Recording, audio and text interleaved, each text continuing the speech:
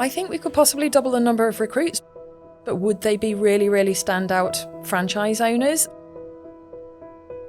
It being very much a question of quality rather than quantity for us in terms of the new franchisees that we onboard. We're looking to make sure that we are growing the network through long-term business partnerships with the right people who can really flourish within our business model. What are you looking to get out of the business that you're going to invest in? What are your priorities? What are your expectations and motivations? And is this business model going to deliver for you in that respect? Looking at it from our perspective, do those people have the traits and the attributes and the values that we would recognise in a successful franchise owner? We really do want to make sure that it is the right business for them to invest in.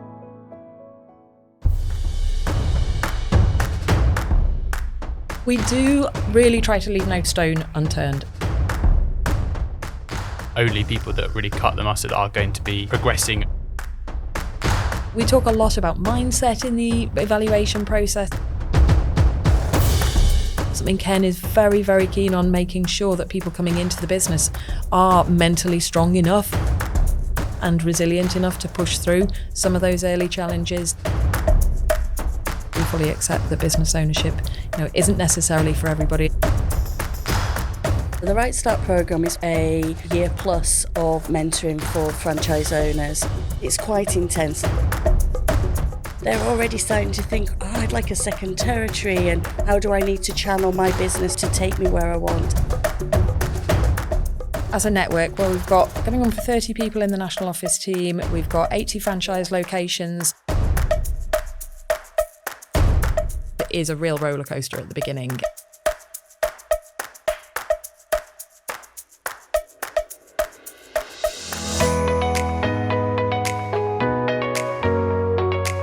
Welcome to the Right at Home Franchise Podcast. We'll hear about the support provided to franchisees that are exploring an opportunity with Right at Home, and also those that join the business, and learn about the tailored support that's available to them at different stages of their life cycle. To kick things off, please can I ask you to introduce yourself and your role at Right at Home? Hello, hi, I'm Kate Dilworth, Head of Network Development at Right at Home UK. I've worked here now for over 13 years in total, although the first 3 years were actually delivering care in the pilot office. So then moving on to the franchising side of things with a little detour through operations. Fantastic. So experience kind of both sides of the fence, as it were. Yeah. And how about yourself? Yeah, hi, I'm Sharon, and I've been working at Right at Home now for the past 4 years, which I've thoroughly enjoyed. And my role is as a business support manager, but overseeing and heading up the Right Start programme, which I believe we're here to have a chat about. Absolutely. And give a bit more information. Fantastic. So on that point, kind of, if you wouldn't mind, I guess, Kate, in the first instance with yourself and your role, talking me through the process from the point at which someone gets in touch with yourself, presumably, about the franchise opportunity, right through to joining the network and transitioning to yourself, Sharon, and launching. Yeah, absolutely. So I look after all the different aspects of franchise recruitment, and we've always kept it in-house within our team. First point. So anybody who does get in touch will come through directly to have a conversation with either myself or one of the other national office team members initially. And our role really is to help people with the evaluation process of the franchise. At Right at Home, we see that very much as a two-way evaluation process, which ties into our overall network development strategy of it being very much a question of quality rather than quantity for us in terms of the new franchisees that we onboard. So we're looking to make sure that we are growing the network through long-term business partnerships with the right people who can really flourish as within our business model. So my job is not only to make sure that the business is right for them, but also to make sure that from our perspective that they're right for the business model as well. So in terms of, do you want me to run through what that process actually looks like? Fantastic. Yeah, that'd be great if you can. It starts off with some fairly informal conversations, really just sort of sounding out the early qualification process of, is the business model affordable? Do we have territories in the relevant areas that people might be interested in?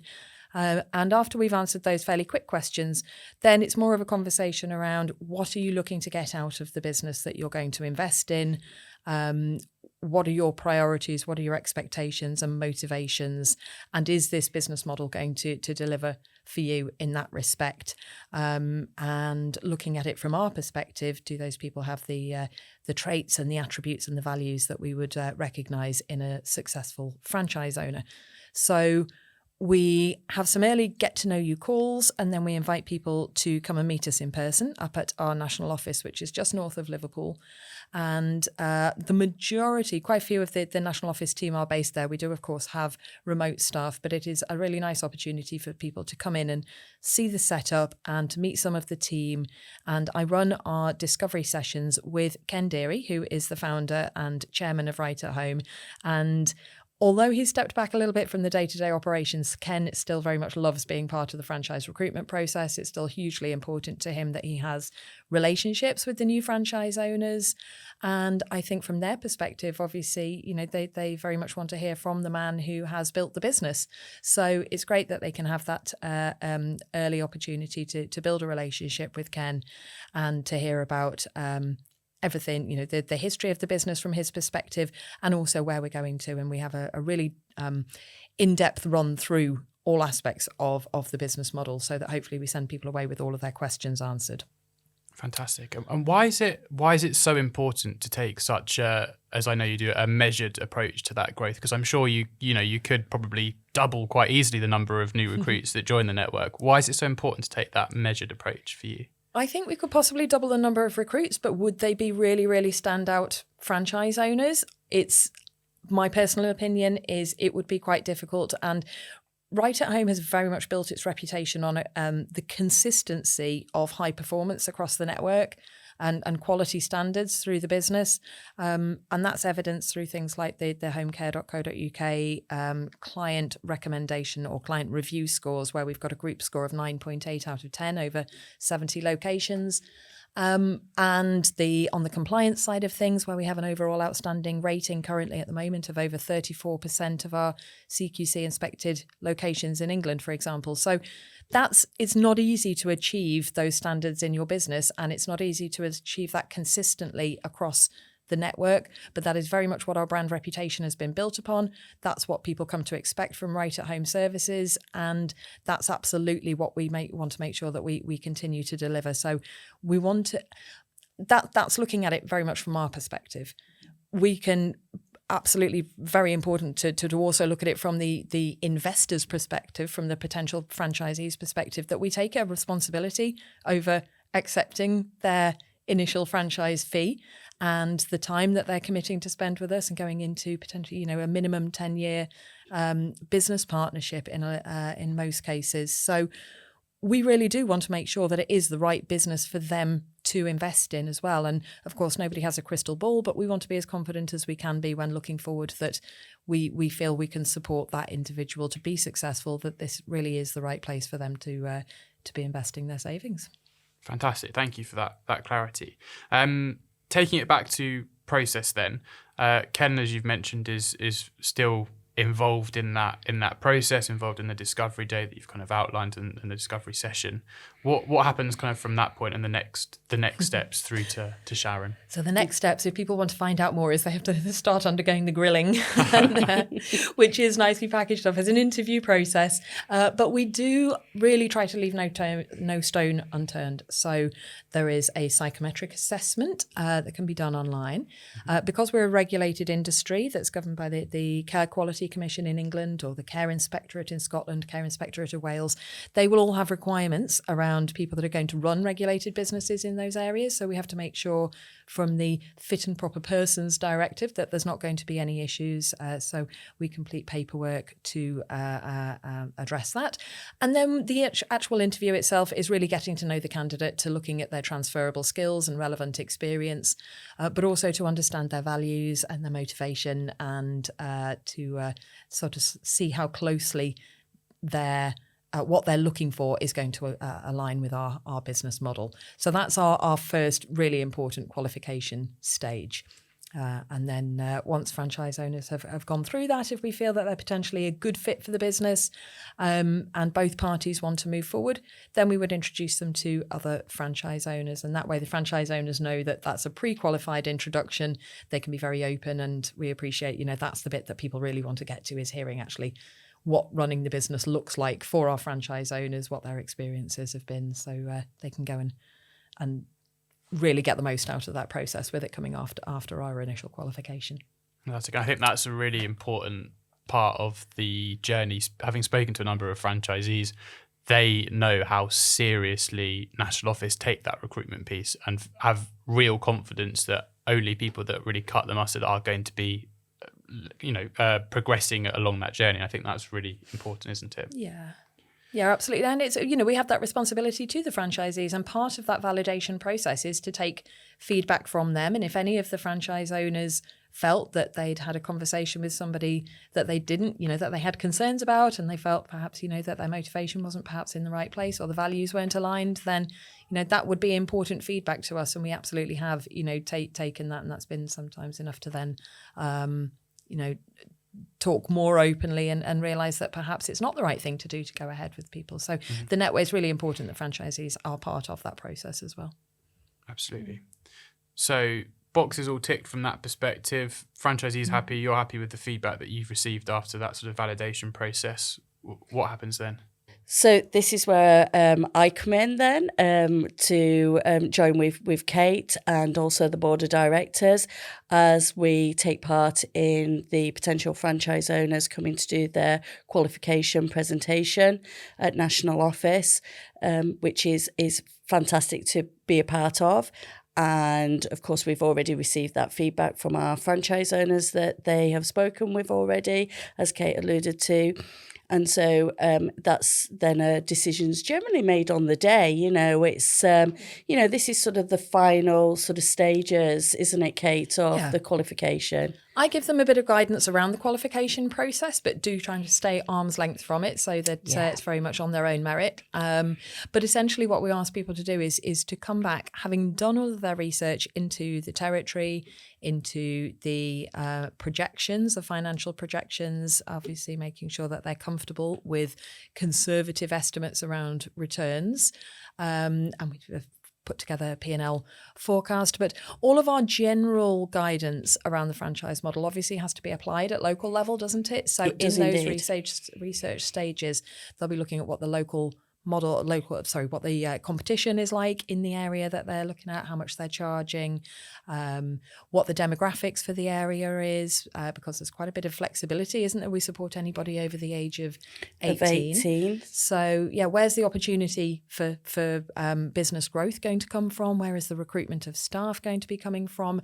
We want to see that they've picked up the guidance and the resources that we've given here, and it's usually obviously information that also the bank would require for a business plan as well. So all obviously very important information, and the prospective candidate will come back and present to Sharon, myself and the directors to essentially say how they would operate the business in that territory, and convince us that they would be an asset to the Right at Home network.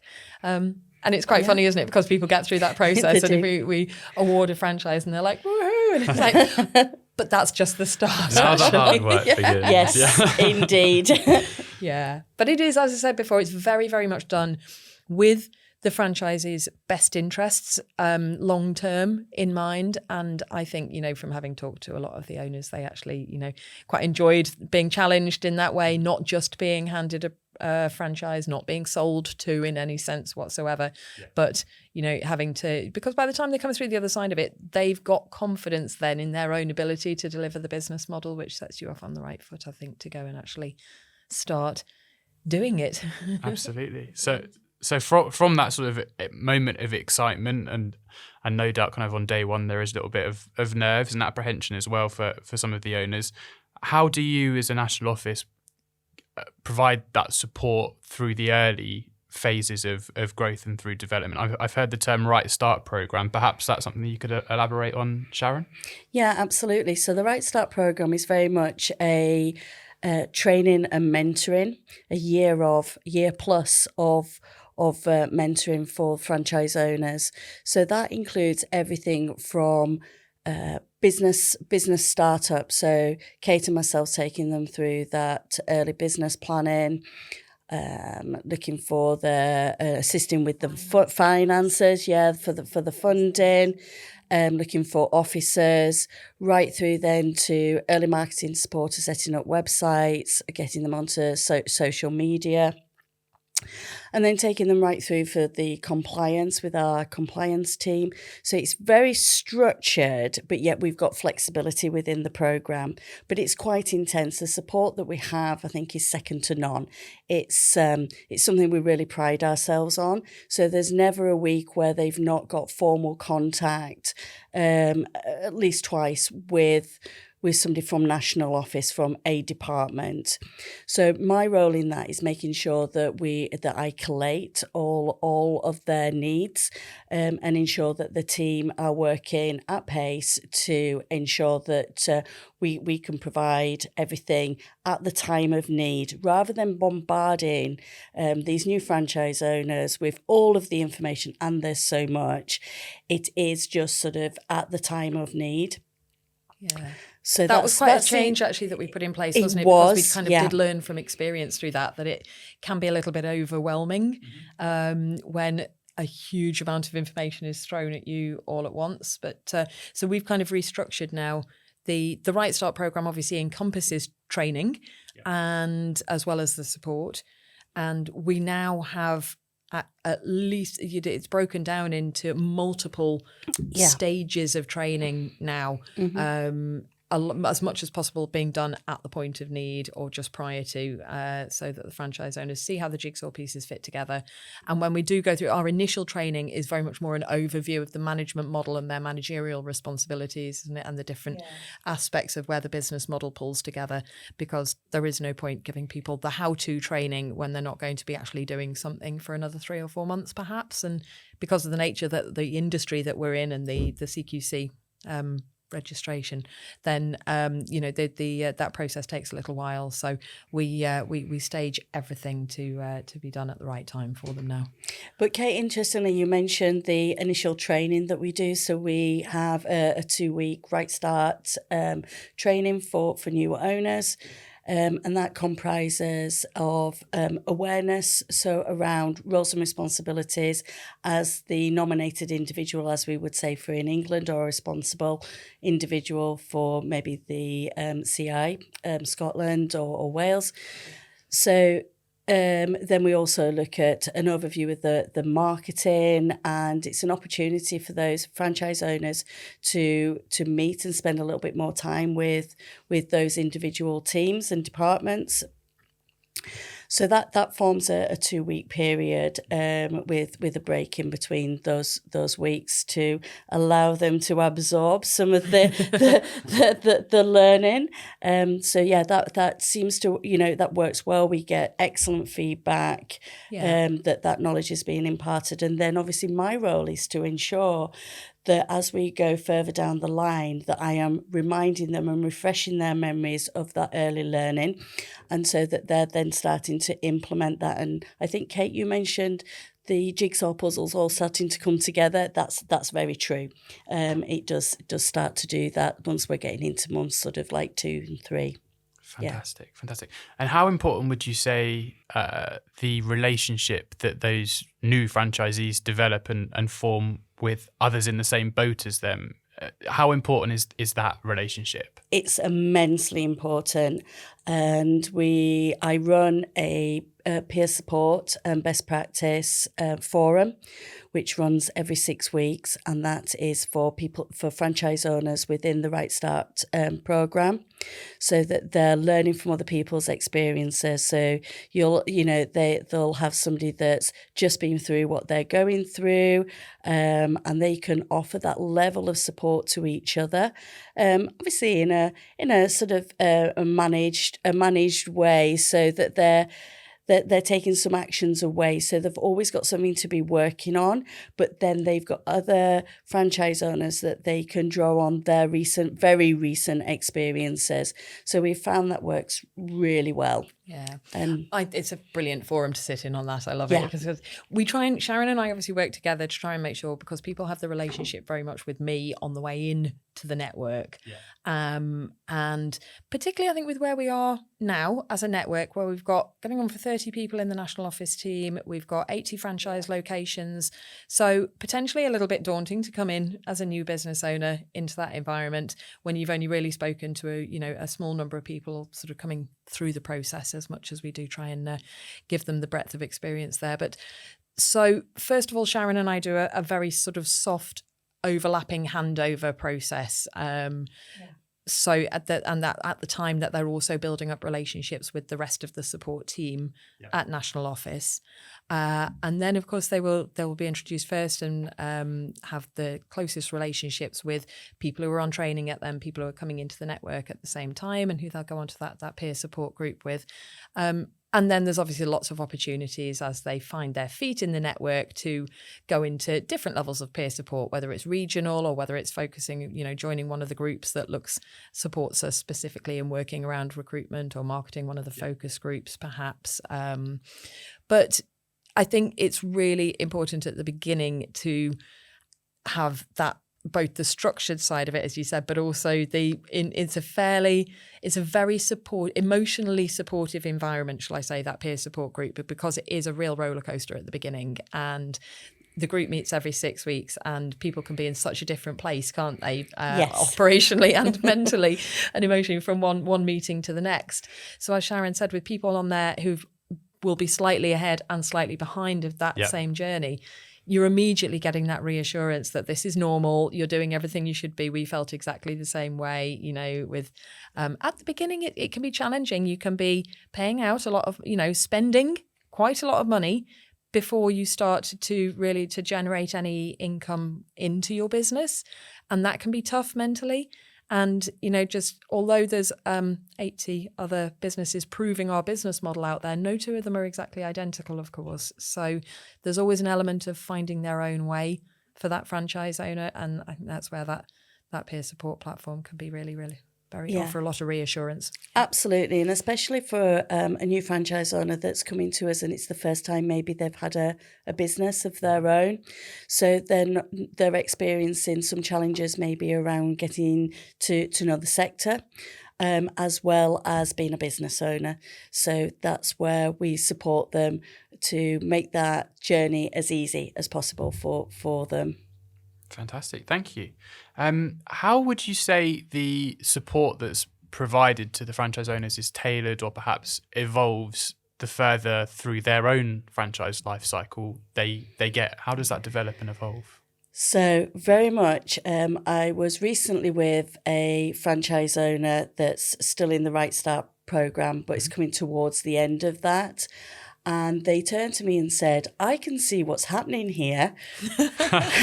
And I got a little worried. You're loosening the reins on them. And they said, when you used to come and visit us and on all of our calls, it was very much you now need to do this, or I'm going to provide you with this information. If you just take a look at that and we'll revisit that in a week or two. So that's sort of how it went. And they said, you're not doing that anymore. You're saying, what are you now doing about? So are we nearly there? And it's like, yes, you are. Little fledglings about to find. Yeah, very, very much. So it naturally moves. down to the fact that I've imparted all the information to them, and they're now at a stage where they're running their business and not needing as much direct support. So they're more confident in their sort of care delivery, especially around that area. So it is a case of, towards the end, then introducing them into a slightly different way in which a business support or a compliance meeting is held. It's far more about them looking at the next stages of their business rather than just getting to grips with the core. Because they've done that, they've built their foundations and they're ready to sort of really push forward now and develop that business. But we also have what's called Right Track, which is sort of going into year 2. And that's where they're into that wider support offering, which maybe is not quite as intense, but doesn't need to be quite as intense because they're up and running their own businesses and they need a level of autonomy, which we encourage.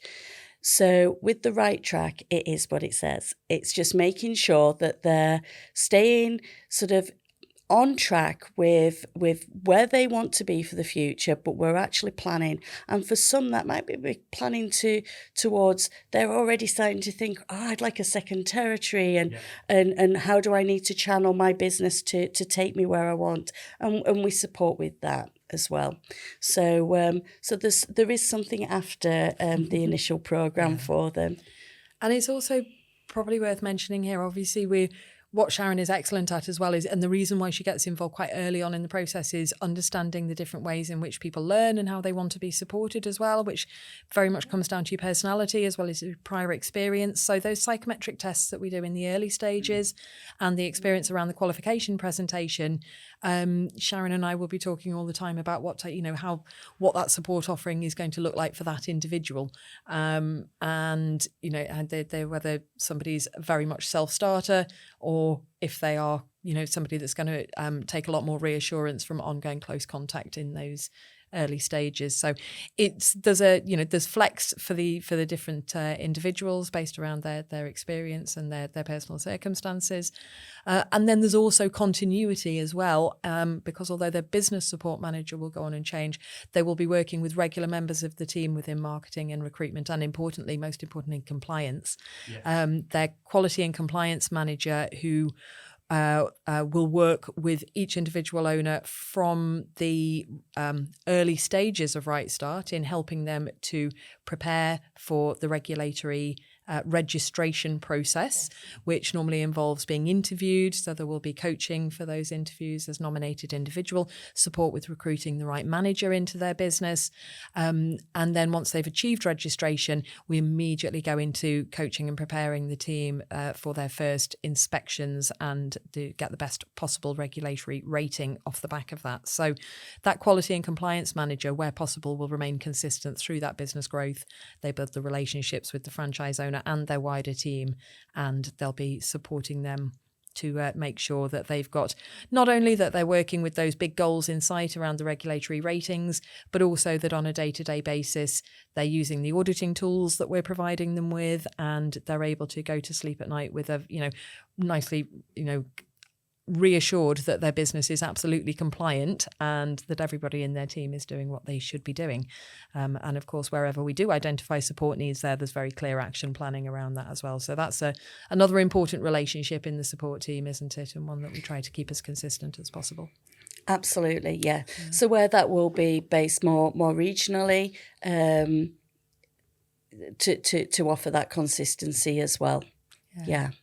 Because many of our compliance team are based in the field, so they're not actually with us at national office.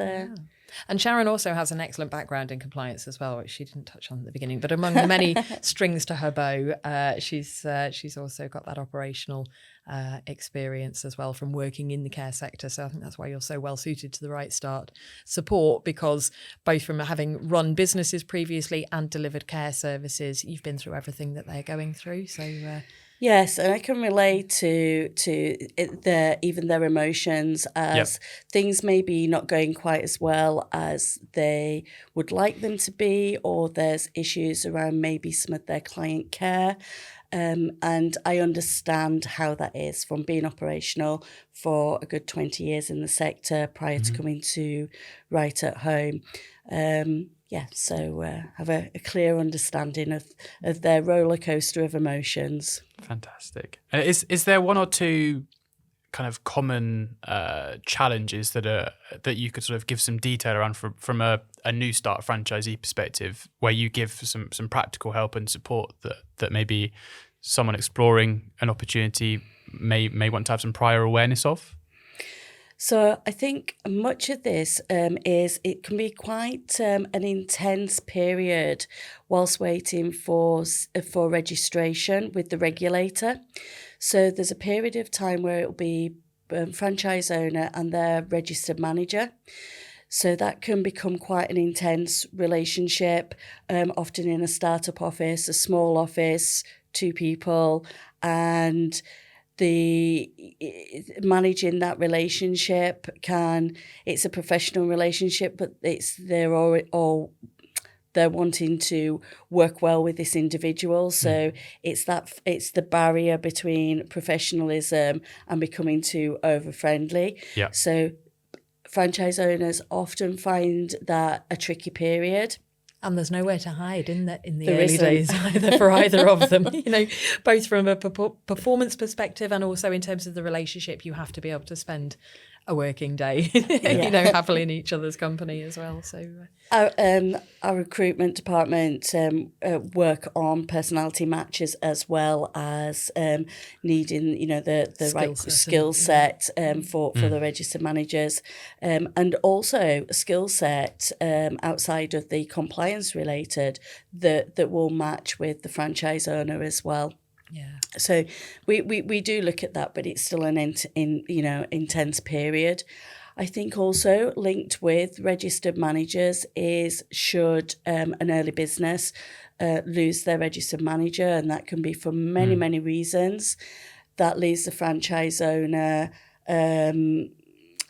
left managing that business in the early stages. However, I have to say that franchise owners that have been through that say it's the best thing that could ever have happened to them, because they gain so much knowledge so quickly about the sector. It's a baptism and of fire, it is, isn't it? But and they feel much stronger from going through that. But once again, we're there as a team to ensure that they've got the support that's needed during that period, whilst we're re-recruiting. Yeah.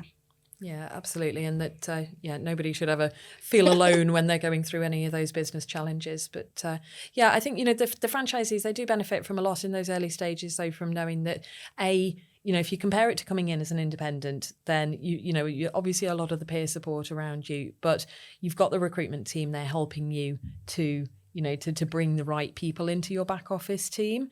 We don't get involved directly in caregiver recruitment. That's all done at local level, but we provide a huge amount of resources and strategy and guidance and so on.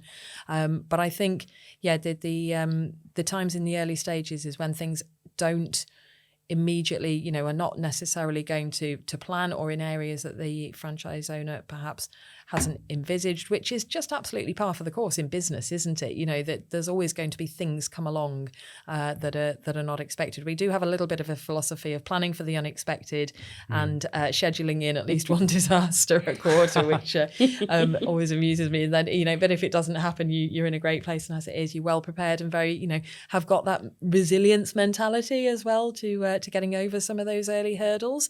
So we talk a lot about mindset in the evaluation process as well, don't we? Something Ken is very, very keen on, making sure that people coming into the business are mentally strong enough and resilient enough to push through some of those early challenges, because we fully accept that business ownership, isn't necessarily for everybody, and that again tails back to that evaluation process to make sure that people really are doing the best thing for themselves.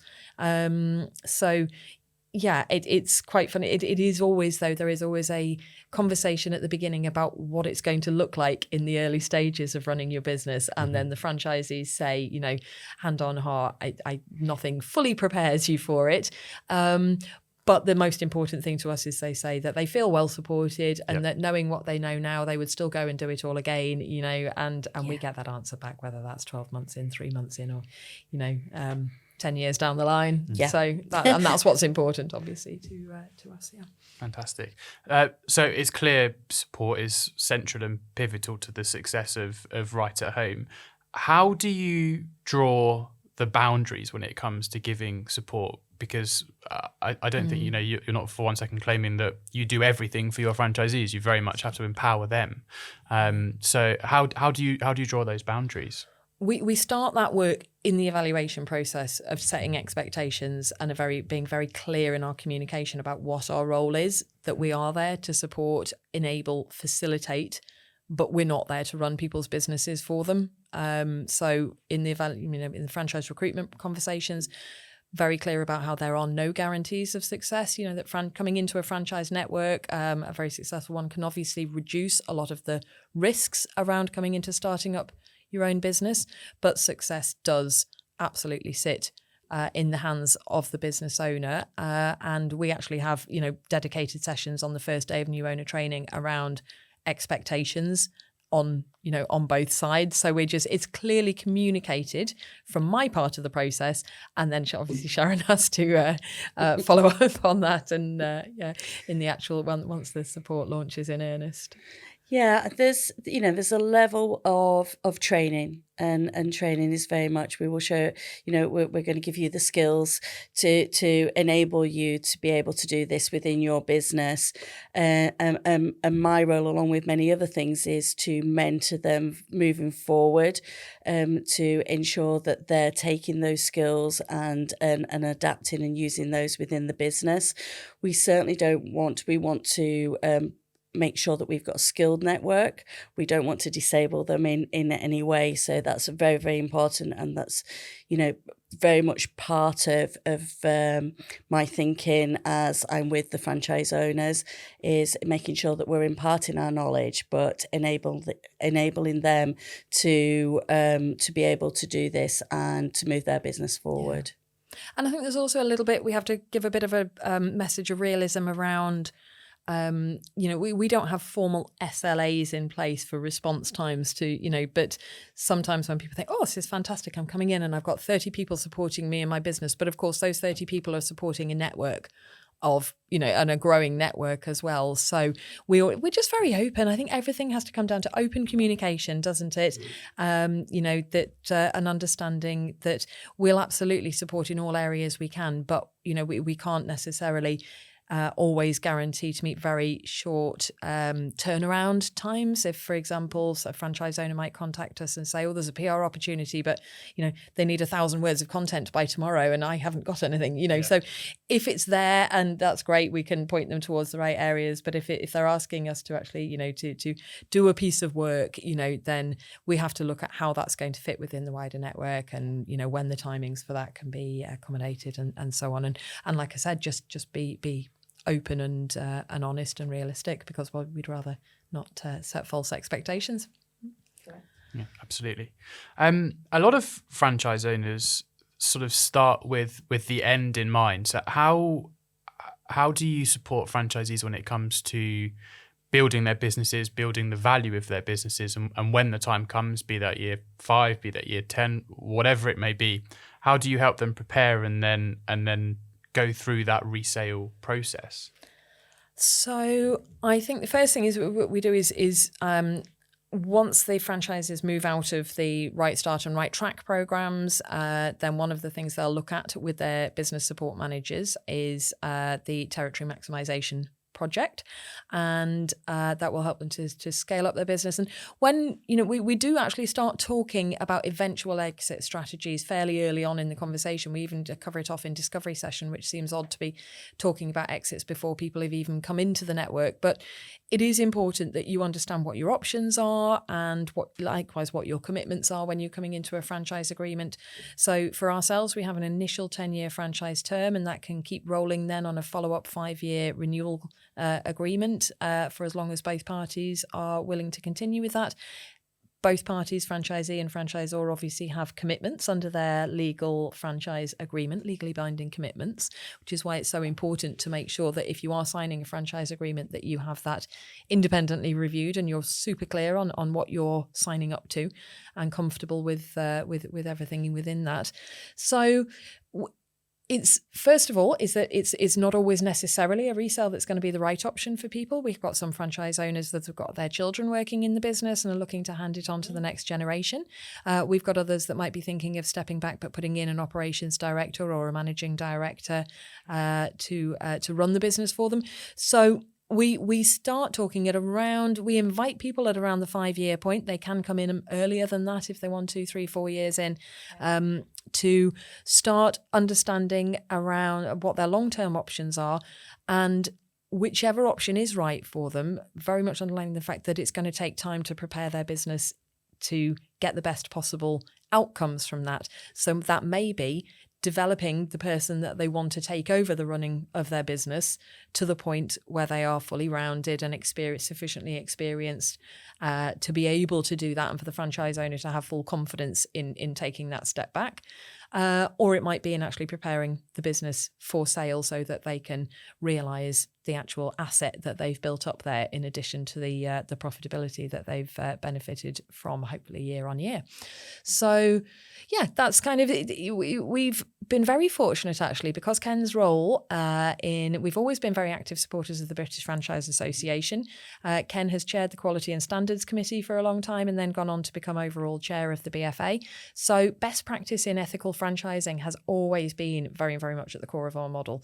And so first of all, having a clear process around resales, making sure that the person who's selling the business understands how they can maximize the value of their business. And we have a specific training course around that that looks at perhaps the different ways of moving from tax efficient accounting practices into really emphasizing and maximizing the profitability in their business, because that's what the valuation is going to be calculated upon.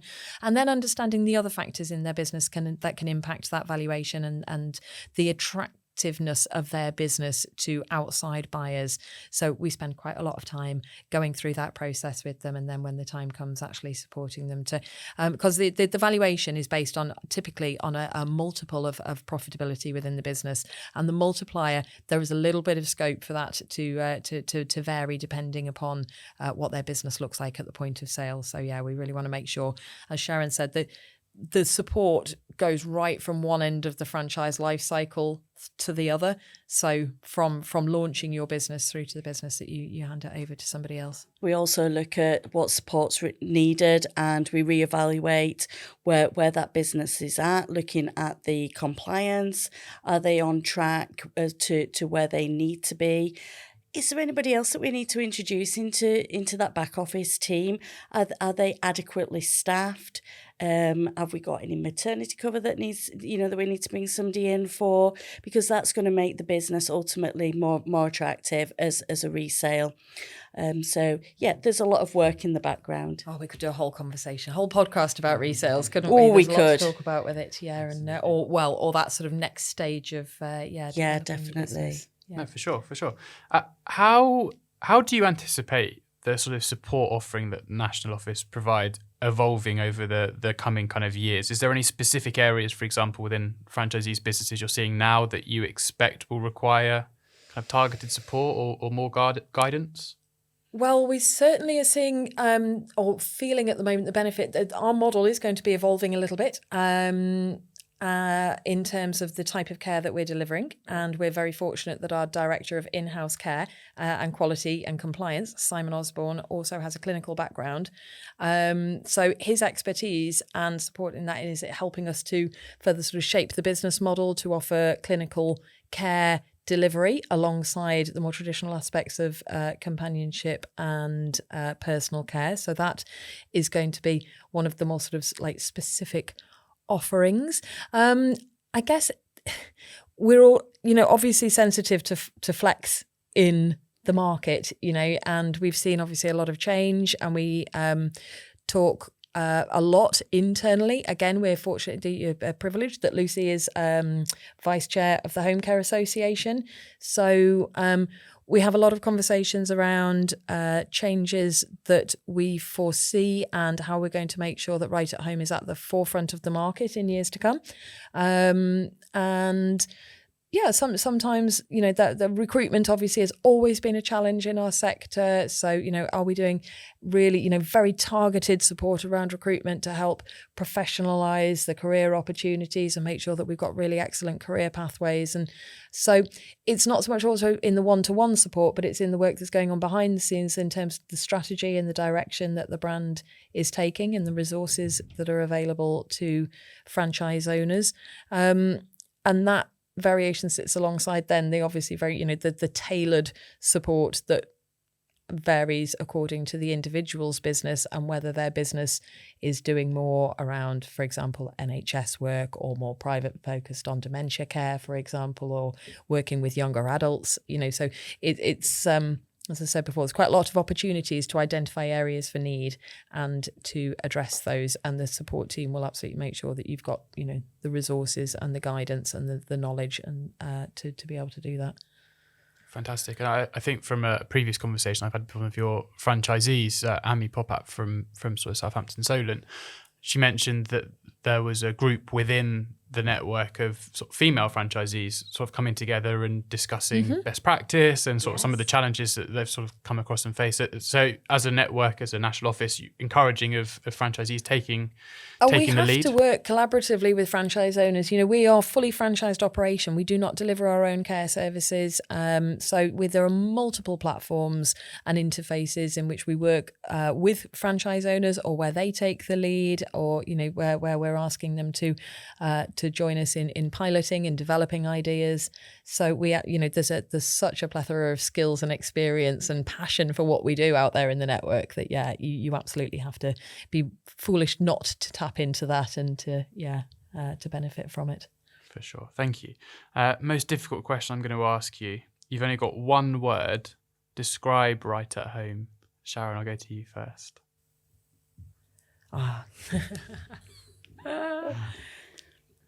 We can edit out. I'm glad you said that one. No, it's right. Keep a really long pause. It is a really long pause. It's tough. It's hard, one word. It's a really, There is one word I'd say 75% of people I've spoken to give, and I'm not going to tell you what it is, but there's not a right or wrong answer. I think I just want to say caring. Mm-hmm. Yeah. Yeah, because I think that encompasses most. Absolutely. Fantastic. Kate, what about yourself? Well, I'm guessing that the 75% say quality. They do, correct. Because, yes. And I'm glad, because that's absolutely what we've built our brand upon. For me and my role in the business and what I see, I think the word would be values. Because this is, to me, absolutely a business. This is, wholeheartedly about going about everything the right way. We have that slightly corny, doing the right things in the right way with the right people for the right reasons.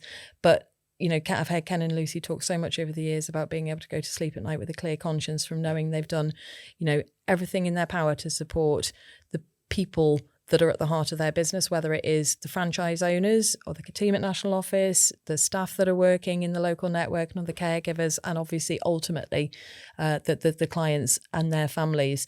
This is a very, very people-focused business. And if your values aren't in the right place, then it's, that for us is the absolute sort of, everything else comes from that starting point. If your values are aligned, then we can support you with running a business. Absolutely. And I think caring for me comes from the caregivers who are truly caring for our clients. And that's the feedback that we see through reviews, through our surveys. We could, you only need to look at some of the social media from some of our franchise officers. You can see what our caregivers mean to the clients. And our franchise owners do care about their caregivers, and that just comes through because we care about our franchise owners as well. And that's with the support offerings that we have. And this all adds to the quality. So they are all interlinked. Absolutely. There's a great deal, There is. we have a very caring and supportive leadership team ourselves at National We do. Office, don't we? So it is, they're intrinsically the same thing, aren't they? That value and that care, the values and the care kind of cascades down through the organisation, and if people haven't got that sort of that motivation in place, then I think they will get the feel that it's not necessarily the right network for them as well. It's certainly important for us. Fantastic.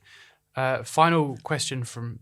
Sorry, go on. I thought of something else just to mention there. Please, pick it up. Go on, absolutely. I think it ties in. Ken has always talked about from the beginning that just because a business can't just be built on niceness, but for us, quality drives growth. And it is that caring aspect and having those values in the right place that when that's demonstrated through the delivery of care services and the clients see, that involves going above and beyond their expectations, and really, doing great things to impact on both their quality of life and the quality of life for the people that we're directly supporting, then, that does drive your business growth. And our business has absolutely been built upon like repeat referrals and word of mouth recommendations. So it ticks all boxes in that sense, in that it's a really nice business to work in, but it also obviously, there's a commercial alignment there as well, if that makes sense. Absolutely. No, thank you. Final question, and I'll start with you if that's okay, Kate, and then give the final word to yourself, Sharon. Any final comments or advice that you'd give to someone who's not necessarily exploring right at home, but just franchising in general? What would you say to someone in that position, sort of at the research stage? That knowing what I know now, if I really wanted to go into business ownership, there's no way I'd do it without a franchise. It's got to be a right franchise. It's got to be an ethical franchise, but the support that you get and the head start that you can get on independents and on competitors, as long as you do your research really, really thoroughly and you find the right model and the right sector, it's, for me, franchising is a no-brainer now, knowing what I do and having seen what I've seen. Thank you. Sharon? Yeah, that's a difficult one to follow, Kate, because that's, my sentiments, as well. So, it is tough starting up a new business. So franchising is by far the way to go. But also, I think coming into the care sector as well, you've got to have clear drive and a clear passion to want to start a business within this sector, and also drive that forward to ensure that you're reaching as many individuals as possible to provide that quality care.